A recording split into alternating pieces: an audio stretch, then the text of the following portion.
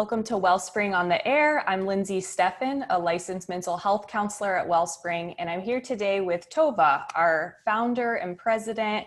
Thank you for being here, Tova.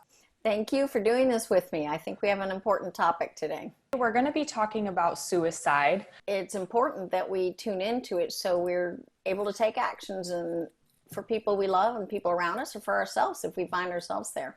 Absolutely. I teach on suicide on somewhat of a regular basis, and it's always a prevalent thing. There's always a million people who die each year from suicide, according to the World Health Organization. It's the 10th leading cause of death in America. Every 12 minutes, somebody in America dies normally by suicide. Men are more likely to die by suicide than women.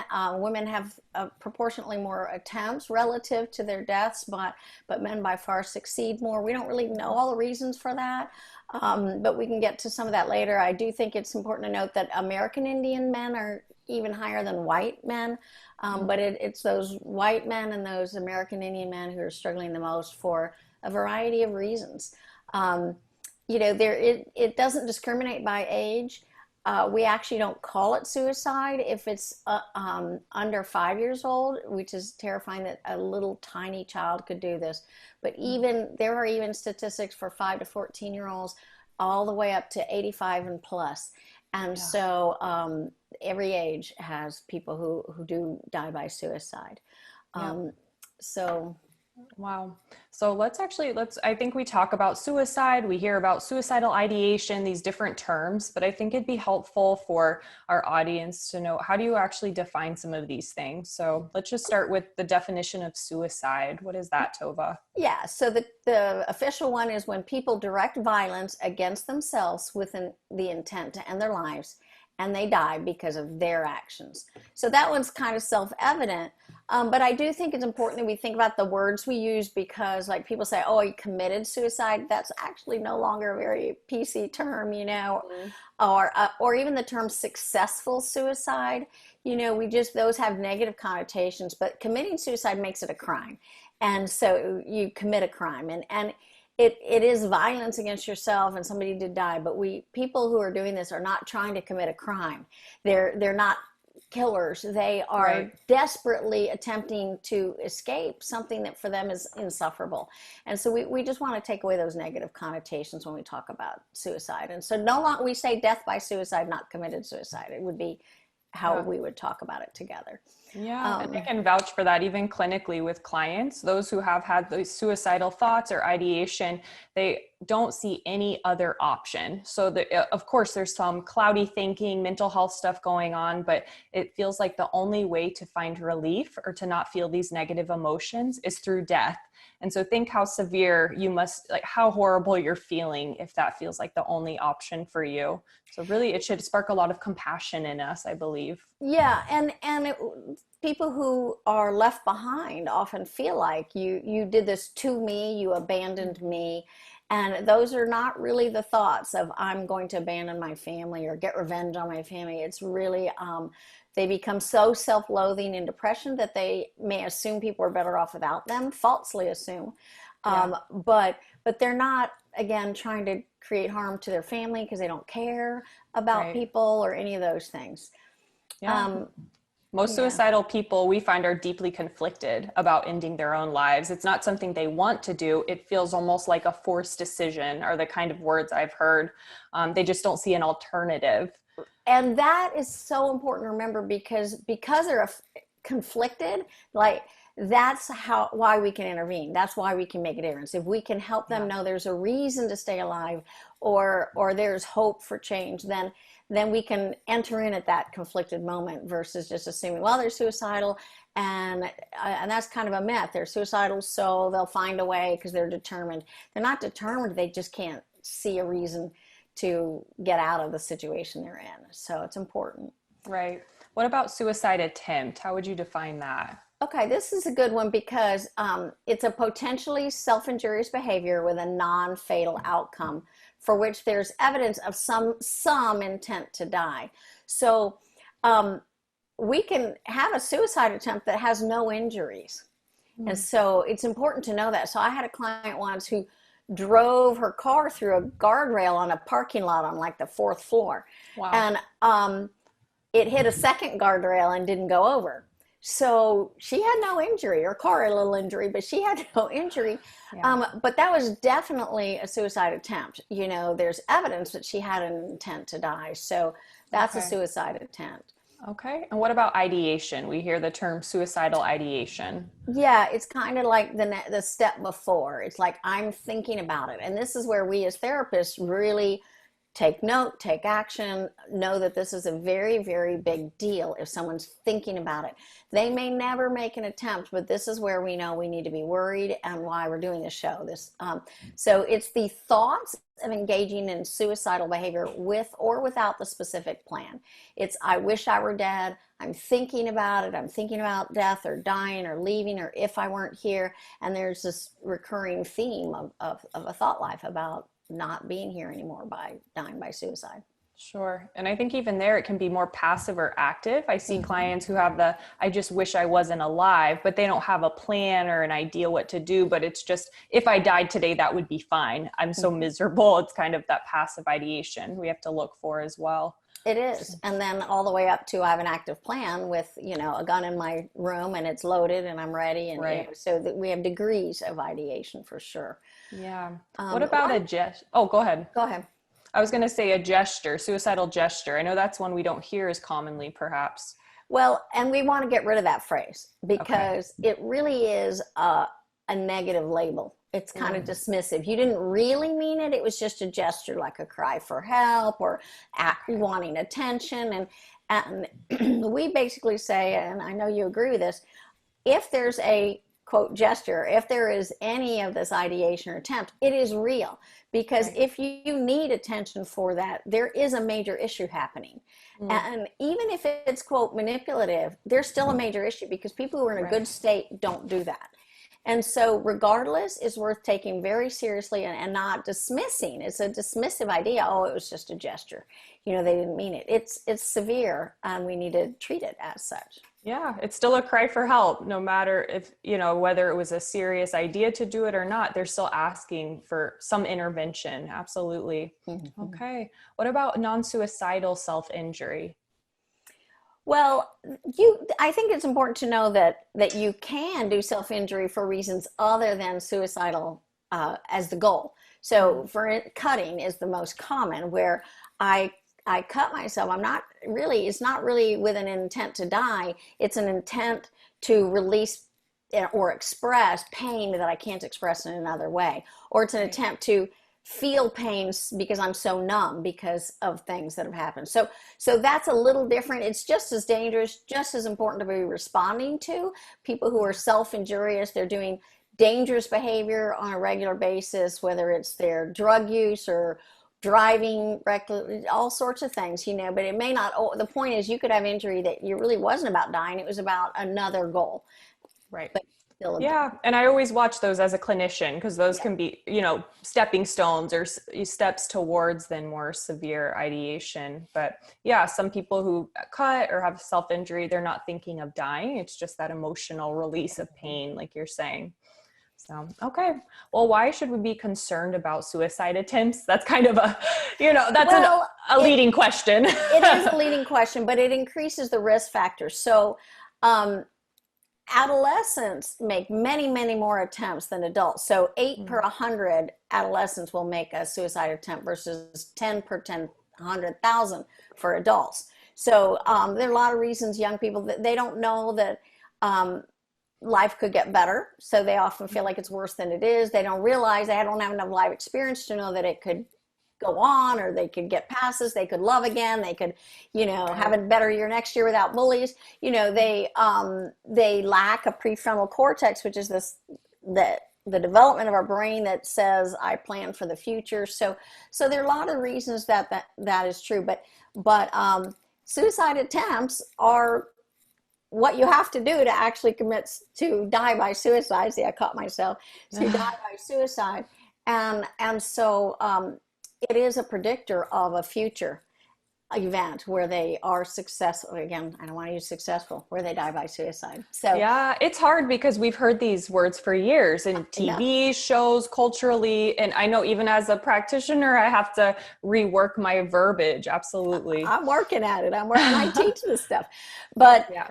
in any case, it makes a risk factor. People who have made an attempt are much more likely to make another attempt. It's just a correlated statistic, so we need to pay attention. So, What are some of the risk factors for suicide? How do we know we should be concerned? yeah, and so it's interesting because risk factors are different than warning signs. So very quickly on risk factors, these are things that statistics say have a higher correlation with people who die by suicide. So very quickly, having had a prior suicide attempt, depression or a mental health disorder, actual mental illness, substance abuse, and you can see why that's a risk factor because you're not making good judgments when you're under the influence, right? Right. A family history of mental health or substance abuse disorder. So that's not that it's a genetic trait. It's important to know that.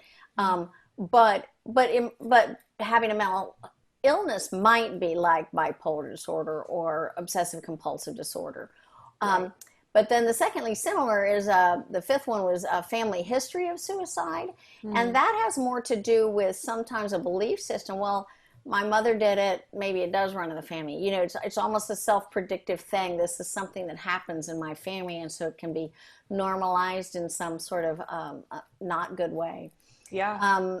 The sixth one is having a history of trauma, violence, or abuse. Those traumatic events can distort our thinking. They can make us feel more helpless. Maybe PTSD symptoms may be too hard to live with because of those traumatic events. I know you do a lot of work in this. Did you want to add anything on that? Yeah, I think for sure when we have trauma and kind of untreated trauma, we're not ourselves. And so our thinking is all governed by triggers. Everything in the world might trigger us, people, places, things, smells. And so it becomes unbearable to even exist in the world. And severe depression, anxiety, PTSD kind of drives people to feeling like the only way to escape this horror is to die. And I've heard things like that. And luckily we do our treatment, people realize, oh, there is an alternative, obviously healing, but sometimes if they haven't been exposed to counseling or mental health resources, they actually don't know that's an alternative to not feel this way without suicide. That's right. Well, other risk factors, and again, risk factors don't mean somebody's going to die by suicide. They just mean the statistics say there's a higher correlation. So having a gun in the house, I think that's about access to an easy way, to die. Being in prison or in jail, being exposed to other people's suicidal behavior, kind of like I mentioned to earlier, like a family figure or a media figure, that we know that when major media figures die by suicide, that there are bumps in it, including even like the 13 Reasons there was a big increase in teen suicide. So medical illness, having a recent loss or a stressful event, I'll talk about that in just a second, can be a risk factor, or being socially isolated and lonely, for sure. Yeah. So let's talk about the warning signs, because that's a little different than risk. This is what we want to look for in our friends, our loved ones, or even in ourselves, and realize, wow, I'm not in a good place. Mm-hmm. So the first one is talking about suicide. So when people say, oh, even casually in family settings, you'd be better off without me, or I'd be better off dead. We really need to take note. That's an actual warning sign. It means they're having the ideation. Something's going through their heads that's making them think that. Right. The next one is a preoccupation with death. So people really, you might see this more in young people too. So what happens when you die? How do they die? Where do they go? What happens with the body? Maybe seeing our young people looking at very graphic, being fascinated by things of death, and that's what they're looking at in their media, or what they're drawing in their art, and that kind of thing. Absolutely. Yeah, you see that a lot with art therapy, even kids, very dark themes, or yeah. Also, I think, something I noticed that's definitely a warning sign is just no hope for the future. We talked about that a little bit, but feeling like there's no escape, there's no end to this pain. Mhm. Again, I notice with a lot of clients, self-loathing or self-hatred. So if they feel like I'm a zero, no one cares about me, I don't care about myself, that's a big warning sign and kind of a risk factor there too. Right. We could also have people who say goodbye, well, it's been great. No, they have these kind of concluding statements. Well, it's been great knowing you, or thank you for this. And you're like, why are you saying goodbye when we have an ongoing relationship? Right. Withdrawing from others on a regular basis. They no longer want to go to the family gatherings. They just know I'll eat in my room, or I don't want to come out, or, so withdrawing. Self-destructive behavior is a warning sign. So again, those things that may not look like death by suicide, but we're drinking and driving, and we know better. We're driving without seatbelts. People are increasing their drug use, with recklessly, and not that Right. it's ever not reckless, but anyway, um, But seeking maybe out. it starts to Go ahead. ramp up. We notice that Ramp with up. clients. Yeah. Seeking out lethal means they're getting access to pills or guns or objects that they could use. Yeah. Similar to saying goodbye is getting your affairs in order. So giving away my stuff, hey, if I ever weren't here, I want you to have this, or I want you to have that, and suddenly the will is all written and things are done, and getting affairs in order. And Yep. then that similar again, there's this last sense of calm. Sometimes we can have someone we knew was suicidal, and then suddenly they're like, no, I'm not suicidal, I'm fine, I'm good. But there's this a calm that's kind of not natural. And it's Right. really maybe because they've made a true plan, and now they feel peaceful because they've made a plan, and they feel good that their suffering is going to end. Right. So I'm glad you highlight that, because sometimes we're like, oh, someone was, in severe distress, and then the next day they're fine. And we should know that's a warning sign. That's not normal. You don't go from being right with like active anxiety, depression to just okay overnight. So I'm glad you right. educated us on that. Well, let's jump into some myths. I think there's so many myths about suicide. People are scared to do this, say this with people. So let's go ahead and debunk some of those. Yeah. Number So one, go ahead. yeah, I was going to say people who talk about suicide won't really do it. That's a myth. What do you think? Yeah, no, I think most of the time, people actually do give some warning signs. And so they're not just talk, they're actually processing and putting it out there. And so, yeah, no, people talk because they're thinking about it. And so it's a myth. Oh, they're just, yeah, back to that gesture idea that we talked about earlier. Right. So don't ignore it. It might indicate serious suicidal feelings and thoughts. Right. Okay. What I, about, oh, go ahead. I think another myth is that people who are suicidal or thinking about suicide are actually crazy. It's easy Mm, for us to say they're all mentally ill, and there is a correlation with mental illness, because if you are really depressed, you are going to get lost in depressive thoughts. If you're obsessive compulsive, you might obsess on this thought. So there right. can be mental illness that relates to suicide, but it doesn't mean that somebody who's thinking about it is having mental illness, because people can have these thoughts because they are just that lonely or that hopeless or other things or that distressed over a recent life event. Yeah. And that doesn't mean there's something that there is mental illness. There may be, but there may not be. And so kind of Yeah. dismissing it like, oh, it's just those people, whoever those are, which is half of us. But Right. it's important when we not do that. Yep, absolutely. A third myth I know I've heard is that, if someone's going to kill themselves, you can't stop them. Nothing's going to stop them. So what's the fact there? That's definitely a myth. Yeah. And I think sometimes afterwards we realize we did a lot of things and we still couldn't prevent it. So I want to have mercy on the people who later like, oh, I should have done something else. It can be true that people who are determined at some point we can't stop them. But on the pre-end, it's really not true at all. It goes back to that ambivalence. People really don't want to die as much as they Right. want the suffering to stop, or they think it won't, or they can't do, they feel trapped or hopeless. And so Lots of things can stop people, because if we give them hope, if we tell them they matter, or that there's an answer, or there's professional help, or things can be done that will make their life different or positive, and God's will for their lives to love them, and He has plans for us and things like that. There are many, many things that can prevent someone from taking those actions. Yeah. Well, that leads me into our next myth, is that people who die by suicide are unwilling to seek help.